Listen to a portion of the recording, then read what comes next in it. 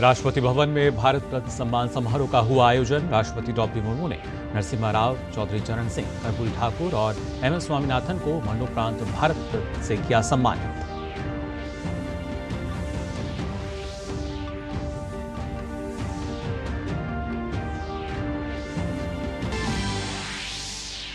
दिल्ली शराब घोटाले में और बढ़ी आम आदमी पार्टी की मुश्किलें। ईडी के सामने पेश हुए दिल्ली सरकार के मंत्री कैलाश गहलोत। भाजपा ने दिल्ली सरकार पर फिर बोला हमला, कहा किसने कितना माल खाया सब सामने आ रहा है।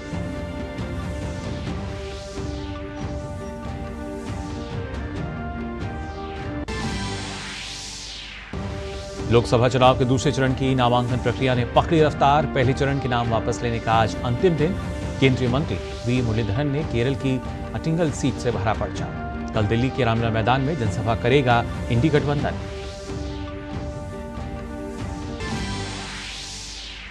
चुनाव से पहले कांग्रेस को महाराष्ट्र में बड़ा झटका। कांग्रेस के दिग्गज नेता शिवराज पाटिल की बहू डॉक्टर अर्चना पाटिल ने थामा भाजपा का दामन। उप मुख्यमंत्री देवेंद्र फडणवीस ने दिलाई सदस्यता। कांग्रेस में शामिल हुई कर्नाटक की पूर्व सांसद डॉक्टर तेजस्विनी गौड़ा।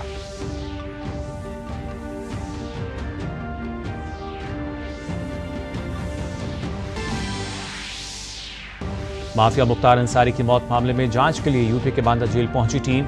कल दिया गया था न्यायिक जांच का आदेश। उधर गाजीपुर में मुख्तार अंसारी हुआ सुपुर्दे खाक। कड़ी सुरक्षा व्यवस्था के लिए अतिरिक्त बल रहे तैनात।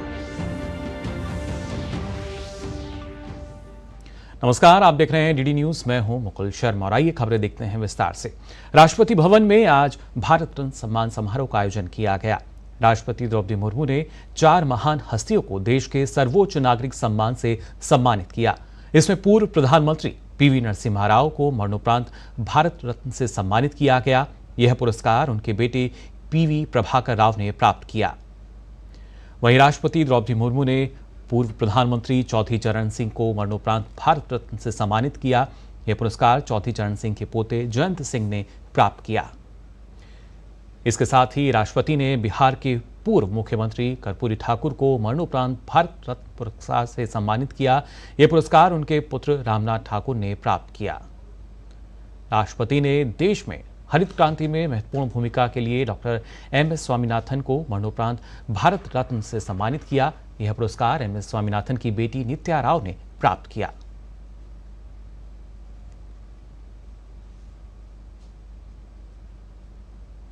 जननायक कर्पूरी ठाकुर को आज राष्ट्रपति के द्वारा मरणोपरांत भारत रत्न से सम्मानित किया गया।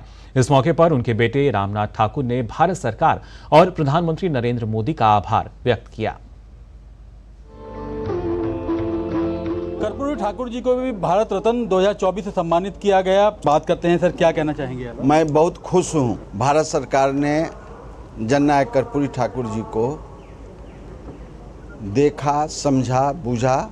मरणोपरांत उन्हें 36 वर्षों के संघर्ष के बाद भारत सरकार ने उन्हें सर्वोच्च अवार्ड देने का काम किया।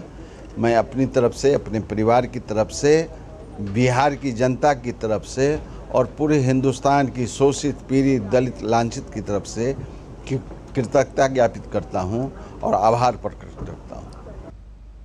वहीं आरएलडी नेता और पूर्व प्रधानमंत्री चौधरी चरण सिंह को राष्ट्रपति द्वारा मरणोपरांत भारत रत्न से सम्मानित किया गया। इस मौके पर उनके पोते जयंत चौधरी ने खुशी जाहिर की। चौधरी चरण सिंह जी को देश के सर्वोच्च नागरिक सम्मान भारत रत्न 2024 से सम्मानित किया गया। उनके पुत्र जयंत चौधरी जी ने यह पुरस्कार प्राप्त किया। सर, क्या कहना चाहेंगे आज? परम सौभाग्य है और मेरे जीवन के सबसे खास पल आज हमने यहाँ बिताए हैं। ये सब देशवासियों के लिए समर्पित है। चौधरी साहब जिस समर्पण भाव से देश के लिए उन्होंने काम किया, देश में जो सबसे गरीब समाज, वंचित समाज के लोग थे, जो गांव में रहते हैं, मेहनत करते हैं, उनके उत्थान के लिए उन्होंने काम किया। आज वे सब लोग गर्व महसूस कर सकते हैं। इसके साथ ही डॉक्टर एमएस स्वामीनाथन की बेटी नित्या राव ने अपनी दिवंगत पिता को सम्मान मिलने पर खुशी जताई। एमएस स्वामीनाथन जी को भी भारत रत्न 2024 से पुरस्कृत किया गया। उनकी बेटी हमारे साथ हैं। मैम, क्या कहेंगे आज? नहीं, आज तो बहुत खुशी का दिन है। उनकी पूरी जीवन उन्होंने फार्मर्स के लिए, किसानों के लिए काम किया और वो चाहते थे कि भारत में फूड सिक्योरिटी हो और सब लोगों को सफिशिएंट खाना मिले। तो इस चीज़ के लिए पूरा ज़िंदगी, जब तक ओनली लास्ट ईयर उनकी डेथ हुई, तो वो कॉन्स्टेंटली ट्राई कर रहे थे। तो हमको बहुत खुशी है कि इसका रिकग्निशन आज मिला है भारत रत्न के रूप में। दिल्ली शराब घोटाला मामले में आम आदमी पार्टी की मुश्किलें लगातार बढ़ती जा रही हैं। प्रवर्तन निदेशालय आज आप विधायक और दिल्ली सरकार में मंत्री कैलाश गहलोत से इस मामले में पूछताछ कर रही है। कैलाश गहलोत उस पैनल का हिस्सा थे जिसने अब निरस्त हो चुकी शराब नीति का मसौदा तैयार किया था। और आइए अब बात करते हैं 24 की चुनौती की।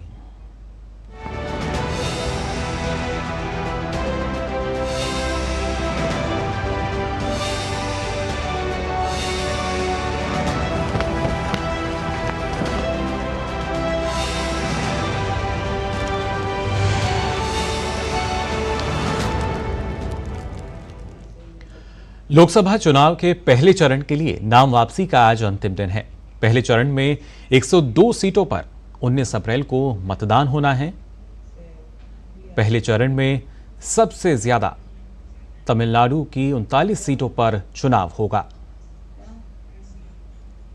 इसके साथ ही राजस्थान की 12, उत्तर प्रदेश की 8, मध्य प्रदेश की 6, असम, उत्तराखंड और महाराष्ट्र की 5-5 सीटों पर, तो बिहार की 4, पश्चिम बंगाल की 3, अरुणाचल प्रदेश, मणिपुर और मेघालय की 2-2 सीटों पर, जबकि अगर बात की जाए मिजोरम, नागालैंड, अंडमान निकोबार, जम्मू कश्मीर, लक्षद्वीप, पुडुचेरी, सिक्किम, छत्तीसगढ़ और त्रिपुरा की, तो यहां 1-1 सीट पर मतदान होगा। इसमें केवल बिहार में 2 अप्रैल तक नाम वापस लिया जा सकता है। वहीं बिहार में लोकसभा चुनाव के लिए पहले चरण के नामांकन पत्रों की आज जांच होगी। पहले चरण के तहत बिहार की 4 सीट के लिए 70 से अधिक उम्मीदवारों ने नामांकन पत्र दाखिल किए हैं। जिन 4 सीट पर 19 अप्रैल को पहले चरण में मतदान होगा, उनमें सबसे अधिक 22 उम्मीदवार गया सीट पर हैं, जबकि औरंगाबाद में 21, नवादा में 17 और जमुई में 12 प्रत्याशी हैं। इसके अलावा सिक्किम और अरुणाचल विधानसभा चुनाव में उम्मीदवारी वापस लेने का आज आखिरी मौका है। दोनों राज्यों में विधानसभा चुनाव के लिए 19 अप्रैल को मतदान होगा। इन दोनों प्रदेशों में वोटों की गिनती 2 जून को होगी। लोकसभा चुनाव के दूसरे चरण के लिए नामांकन का काम तेज हो गया है। केंद्रीय मंत्री और भाजपा नेता वी मुरलीधरन ने आज केरल के तिरुवनंतपुरम में अथिंगल लोकसभा क्षेत्र से नामांकन दाखिल किया। विपक्षी इंडी गठबंधन ने नई दिल्ली के रामलीला मैदान में रैली का आयोजन किया है। कल होने वाली रैली पर कांग्रेस नेता जयराम रमेश ने कहा कि कल की रैली को लोकतंत्र के नजरिए से देखा जाना चाहिए, न कि किसी एक पार्टी की रैली के तौर पर। कल की रैली व्यक्ति केंद्रित रैली नहीं है। कल इसीलिए नाम रखा गया है लोकतंत्र बचाओ रैली। मुद्दा है लोकतंत्र को बचाना, मुद्दा है संविधान को बचाना। व्यक्ति केंद्रित रैली नहीं है। दूसरी बात मैं कहूं, ये किसी एक पार्टी की रैली नहीं है। कुछ 28 पार्टियां इसमें शामिल हैं। वहीं भाजपा के राष्ट्रीय महासचिव दुष्यंत कुमार गौतम इंडी गठबंधन पर हमला करते हुए उन्होंने कहा कि इसमें शामिल दलों के नेताओं को कोई भी पूछने वाला नहीं है। जनता ने इन्हें अस्वीकार कर दिया है। इनको राज्यों में कोई भी नहीं पूछने वाला है, इसलिए कहीं भी मौका देखते हैं, भीड़ इकट्ठी होती है, अपना भाषण देने की कोशिश करते हैं। आज जनता ने इनको अस्वीकार कर दिया है और जनता इनको पसंद नहीं कर रही है। ये सारे के सारे नेता जाके इकट्ठे होकर भाषण देते हैं और जब राज्यों में जाते हैं एक दूसरे की बुराई करने का काम करते हैं, एक दूसरे का विरोध करते हैं। साफ साफ जाहिर है जनता को बेवकूफ़ समझते हैं और जनता सब जानती है। लेकिन जनता सब जानती है कौन 80 करोड़ लोगों को भोजन दे रहा है, कौन पक्के मकान बनाकर दे रहा है। 4 करोड़ लोगों को अपने मकान दिए हैं, घर में गैस दी है। जनता की सरकार है, जनता के लिए चल रही है। वहीं मुंबई में वरिष्ठ कांग्रेस नेता और पूर्व केंद्रीय गृह मंत्री शिवराज पाटिल की बहू अर्चना पाटिल चाकुरकर भाजपा में शामिल हो गई हैं। महाराष्ट्र के उप मुख्यमंत्री देवेंद्र फडणवीस की मौजूदगी में उन्हें भाजपा की सदस्यता उन्होंने ग्रहण की। पार्टी के अंदर हुई बगावत के बाद कांग्रेस ने कर्नाटक के कोलार सीट से उम्मीदवार की घोषणा कर दी है। केवी गौतम इस सीट से कांग्रेस के उम्मीदवार होंगे। दरअसल इस सीट से राज्य के खाद्य एवं नागरिक आपूर्ति मंत्री के.एच. मुनियप्पा के दामाद चिका पेदना को मैदान में उतारने की तैयारी चल रही थी, लेकिन परिवारवाद के खिलाफ कांग्रेस के अंदर बगावत कई और विधायकों और नेताओं ने मोर्चा खोल दिया। भारी दबाव के चलते मुनियप्पा के दामाद का टिकट काट दिया गया। विद्रोहियों का कहना है कि ये मुनियप्पा की पारिवारिक राजनीति के खिलाफ उनकी लड़ाई की जीत है। लोकसभा चुनाव के लिए सभी दलों का प्रचार अभियान जोर शोर से जारी है। इसी कड़ी में नागपुर से भाजपा उम्मीदवार और केंद्रीय मंत्री नितिन गडकरी ने नागपुर सेंट्रल क्षेत्र में रोड शो किया। इस दौरान बड़ी संख्या में लोग मौजूद रहे। लोकसभा चुनाव को लेकर सरगर्मियां तेज हैं। तमिलनाडु में चेन्नई सेंट्रल से डीएमके उम्मीदवार दयानिधि मारन ने भी प्रचार किया। वहीं चेन्नई सेंट्रल से भाजपा उम्मीदवार विनोद पी सेल्वम ने भी चुनाव प्रचार किया। झारखंड विधानसभा उपचुनाव 2024 के लिए बीजेपी ने 2 और सीटों पर उम्मीदवारों के नामों का ऐलान किया है। बीजेपी ने गांधी विधानसभा से दिलीप कुमार वर्मा और बागीडोर से सुभाष तंबोलिया को प्रत्याशी घोषित किया है। झारखंड के सरायकेला खरसावां जिले में मतदाताओं को जागरूक करने के लिए लगातार अभियान चलाया जा रहा है। प्रशासन की ओर से हस्ताक्षर और सेल्फी अभियान के साथ रंगोली प्रतियोगिता का भी आयोजन किया गया, जिसमें हर किसी की भागीदारी दिखी। आइए देखते हैं खास रिपोर्ट। सरायकेला खरसावां जिले में मतदाताओं को जागरूक करने के लिए जिला निर्वाचन पदाधिकारी सह उपायुक्त रविशंकर शुक्ला ने हस्ताक्षर और सेल्फी अभियान की शुरुआत की। उन्होंने कहा कि जिले के सभी सरकारी कार्यालय में यह अभियान चलाया जाएगा ताकि लोगों को मतदान के प्रति अधिक से अधिक जागरूक किया जा सके। तो आप सबों के माध्यम से सभी मतदाताओं से यह अनुरोध है कि अपने मताधिकार का प्रयोग अवश्य करें। आज इस क्रम में समाहरणालय में हस्ताक्षर अभियान तथा सेल्फी अभियान प्रारंभ किया गया है। उधर नगर पंचायत में भी मतदाताओं को जागरूक करने के लिए रंगोली प्रतियोगिता आयोजित की गई। इसमें महिलाओं की खूब भागीदारी दिखी। इस दौरान महिलाओं ने छोड़ो अपने सारे काम, पहले चलो करें मतदान थीम को ध्यान में रखकर एक से बढ़कर एक रंगोली बनाई। नगर पंचायत सरायकेला कार्यालय में हम लोग महिला समितियों को बुलाकर जन जागरूकता फैलाने के लिए मतदान के प्रति यहाँ भी जितनी भी एसएचजी महिलाएं एसएचजी ग्रुप बना है उनके द्वारा हम लोगों ने एक रंगोली का प्रोग्राम रखा है, जिससे ये है कि जो आगे आगामी लोकसभा चुनाव आने वाले हैं उसमें महिलाओं की जागरूकता बहुत आवश्यक है। आज हम लोग का नगर पालिका में मतदान के बारे में हम लोग शपथ पत्र में शपथ लिए हैं। उसके बाद हम लोग निष्पक्ष और बिना प्रलोभन से वोट करेंगे। इसी के बारे में जितने महिला वर्गों को जागरूक किया जा रहा है। मौके पर मौजूद कार्यपालक पदाधिकारी दीपक कुमार ने कहा कि सरायकेला नगर पंचायत क्षेत्र में मतदाताओं को जागरूक करने के लिए लगातार इस तरह के कार्यक्रम आयोजित किए जा रहे हैं। उन्होंने कहा कि इस बार लोकतंत्र के इस महापर्व को लेकर लोगों में भी खासा उत्साह दिख रहा है। आज हम लोगों ने वोटर अवेयरनेस के लिए एसएचजी महिलाओं को बुलाया था ताकि हम लोगों को या फिर स्त्रियों के पार्टिसिपेशन को बढ़ा सकें, और इसके लिए उनका प्रयास जो है सराहनीय है और उनके द्वारा ये संकल्प भी लिया गया है, जो वोटिंग का एक हम लोग शपथ लेते हैं वो भी लिया गया है। पिछले लोकसभा चुनाव में यहाँ करीब 69% मतदान हुआ था। प्रशासन की ओर से यह कोशिश की जा रही है कि इस मत प्रतिशत को बढ़ाया जाए और इसी को लेकर शहरी इलाकों के साथ ही ग्रामीण इलाकों में भी मतदाता जागरूकता के लिए विशेष अभियान चलाए जा रहे हैं। सरायकेला खरसावां से अनूप मिश्रा के साथ मैं दिवाकर कुमार। तो मतदान को लेकर एक तरफ जागरूकता नजर आती है, वहीं दूसरी ओर लोकसभा चुनाव नजदीक आते ही कांग्रेस पार्टी के अंदर ईवीएम को लेकर असंतोष के सुर सुनाई पड़ने शुरू हो गए हैं। चुनाव में नेता वादों और मुद्दों पर चुनाव लड़ते हैं, लेकिन कांग्रेस पार्टी के लिए जनता से बड़ा मुद्दा ईवीएम बन चुकी है। कांग्रेस पार्टी चुनाव के दौरान ईवीएम के विकल्प ढूंढने में लग गई है। चुनाव नजदीक आते ही कांग्रेस पार्टी ईवीएम का दुखड़ा रोना शुरू कर देती है। ईवीएम को लेकर कांग्रेस की दोहरी नीति है। अगर चुनाव में कांग्रेस जीतती है तो ईवीएम सही है, लेकिन अगर पार्टी को चुनाव में हार का सामना करना पड़े तो ईवीएम गलत हो जाता है। शुक्रवार को छत्तीसगढ़ के पूर्व मुख्यमंत्री और राजनांदगांव लोकसभा प्रत्याशी भूपेश बघेल ने कई जगहों पर चुनावी सभाएं की। जनता के सामने मुद्दों के साथ चुनाव में जाने के बजाय कांग्रेस अजीब हथकंडे अपना रही है। कांग्रेस नेता भूपेश बघेल ने पाटन विधानसभा क्षेत्र में कार्यकर्ताओं को संबोधित किया। उन्होंने कार्यकर्ताओं से एक सीट पर कांग्रेस के सभी कार्यकर्ताओं को नामांकन दाखिल करने की अपील की। तर्क ये कि अगर एक सीट पर उम्मीदवारों की संख्या 375 से अधिक होगी तो चुनाव आयोग को बैलेट पेपर से चुनाव कराने के लिए बाध्य होना होगा।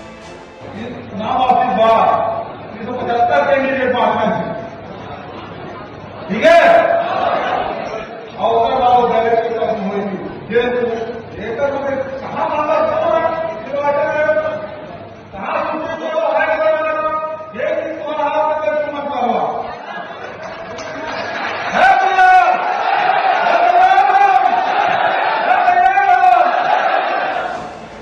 कांग्रेस नेताओं के बयान पर छत्तीसगढ़ के अतिरिक्त मुख्य निर्वाचन पदाधिकारी नीलेश क्षीर सागर ने कहा कि चुनाव ईवीएम के जरिए होता है, लेकिन बैलेट पेपर को लेकर कोई नियम नहीं बना है। भारत निर्वाचन आयोग द्वारा भी पूर्व में भी ये स्पष्ट किया गया है कि ईवीएम को किसी भी तरह छेड़छाड़ करना, उसको हैक करना बिल्कुल ही असंभव सी चीज़ है, तो उस पर शंका उठाना सही नहीं है। ऐसा कोई नियम बना नहीं है। उस समय भारत निर्वाचन आयोग को वस्तुस्थिति से अवगत कराया जाएगा कि इतने उम्मीदवार खड़े हैं, तो फिर भारत निर्वाचन आयोग स्थिति को देखते हुए जो निर्देश जारी करेंगे। वहीं छत्तीसगढ़ के उप मुख्यमंत्री विजय शर्मा ने कांग्रेस पर दोहरे मापदंड और जनता को भ्रमित करने का आरोप लगाया। उन्होंने कहा कि कांग्रेस को अच्छे कामों के लिए राजनीति करनी चाहिए, न कि सिर्फ विरोध के लिए। ईवीएम मशीन की प्रशंसा समूचे विश्व में है, सिर्फ भारत में नहीं, समूचे विश्व में। ईवीएम मशीन को आप हैक करो, ये कहकर इलेक्शन कमीशन सामने खड़े होता है तो कोई नहीं आते। और आपकी स्वयं की जब बड़ी बम्पर सरकार बनती है तब भी ईवीएम ठीक होता है, और जब भी आपको चुनाव लड़ना होता है तब ईवीएम खराब हो जाता है। ऐसे दोहरे मापदंड नहीं होने चाहिए, ऐसे करके जनता को भ्रमित नहीं करना चाहिए। उधर कांग्रेस पार्टी द्वारा जनता के बीच जाकर ईवीएम को लेकर इस तरह दुष्प्रचार और बेतुके बयान पर भाजपा ने हमला बोला है। भाजपा ने कहा कि लोकसभा चुनाव में जाने से पहले ही कांग्रेस पार्टी ने मानसिक रूप से अपनी हार को स्वीकार कर लिया है। Bureau report, DD news. वहीं कर्नाटक की 2004 से 2009 तक सांसद रही डॉक्टर तेजस्विनी गौड़ा जयराम रमेश और पवन खेरा की उपस्थिति में कांग्रेस में शामिल हुईं। केंद्रीय मंत्री गजेंद्र सिंह शेखावत ने कहा है कि कांग्रेस पार्टी के छोटे से छोटे कार्यकर्ता से लेकर देश के सभी मतदाता जानते हैं कि कांग्रेस पार्टी, उनका घमंडिया गठबंधन देश में कहीं आने वाले नहीं है। मुझे लगता है कि इससे ज्यादा हास्यास्पद कुछ नहीं हो सकता, क्योंकि कांग्रेस पार्टी के छोटे से छोटे वर्कर से लेकर के देश के सभी मतदाता जानते हैं कि कांग्रेस पार्टी, उनका घमंडिया अलायंस, उनका इंडी अलायंस, और उस इंडी अलायंस जिसके नेतृत्व ही अभी स्पष्ट नहीं है, वो कहीं भी सरकार में आने वाले नहीं है। ये सोम सर्मश्य पितृ कथा शायद मुझे लगता है कि राहुल गांधी जी ने देखी और पढ़ी नहीं है, इसलिए वो इस तरह के बयान दे रहे हैं। तो ये थी खबरें 24 की चुनौती की।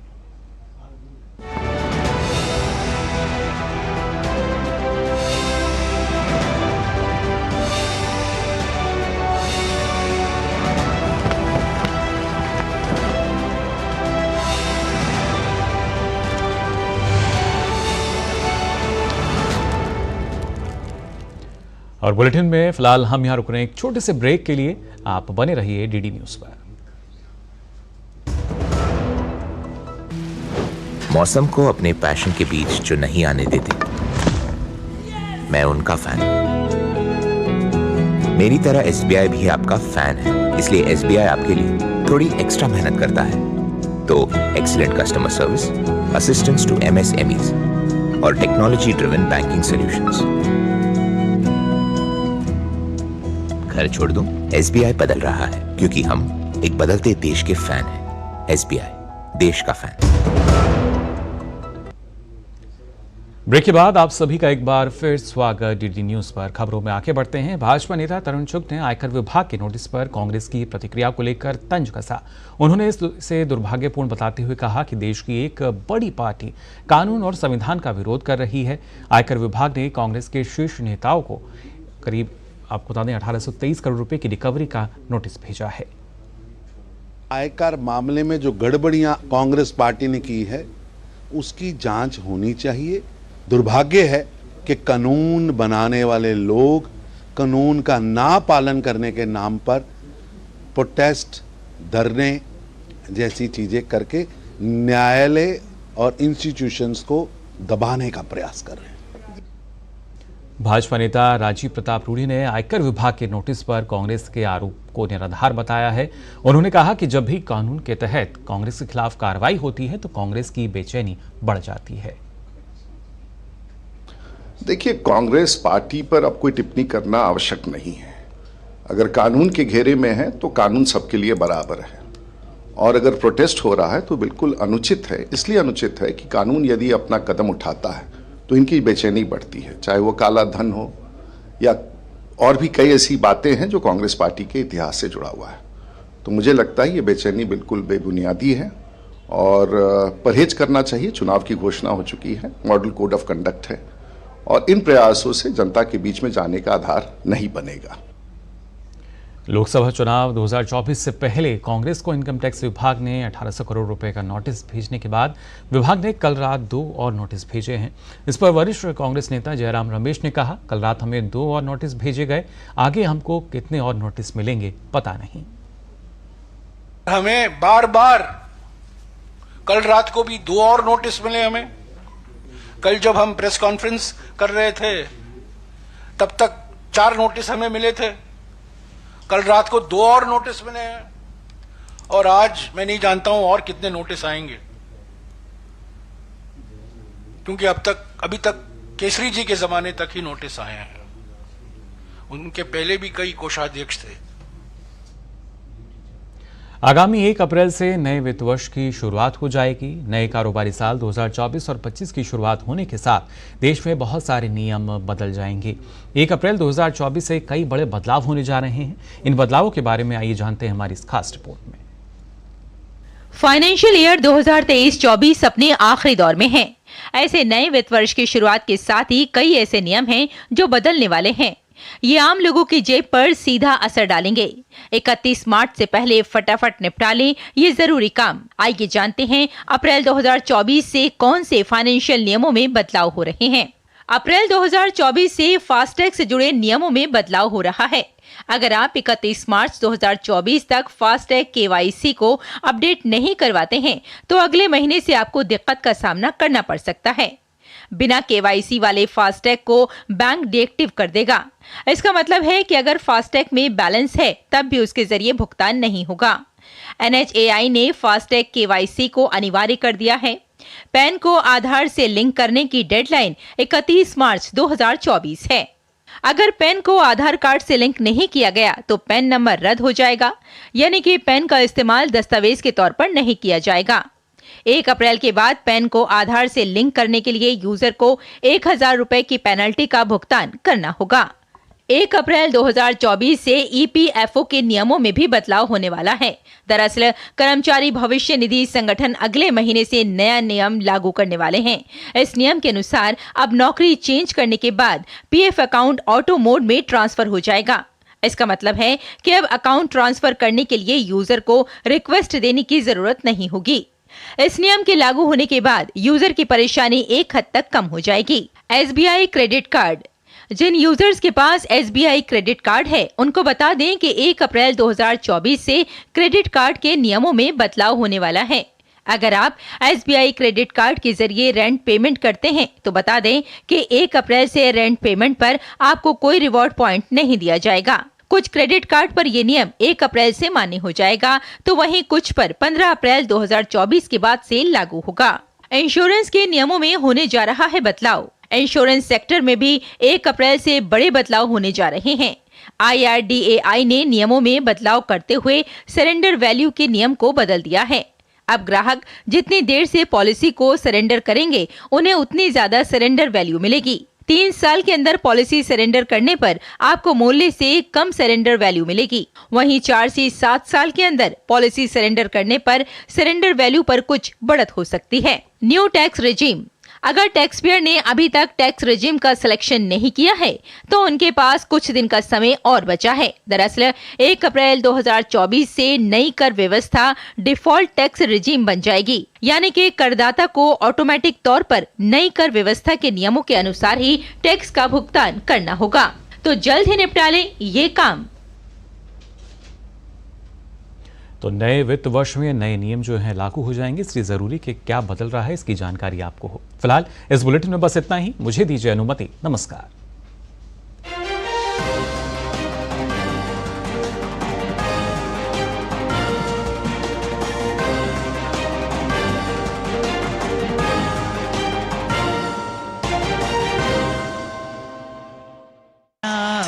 সংসারে